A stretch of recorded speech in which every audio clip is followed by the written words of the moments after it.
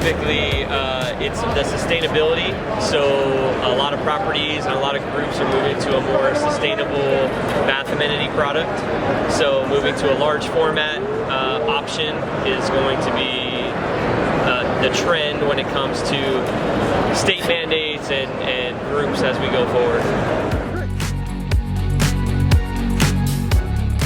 So we're currently developing a new collection. So today we have 4 different collections for our hotels, and we're in the process of developing a new collection that should be ready early next year, and continuing to build off of that sustainability and growing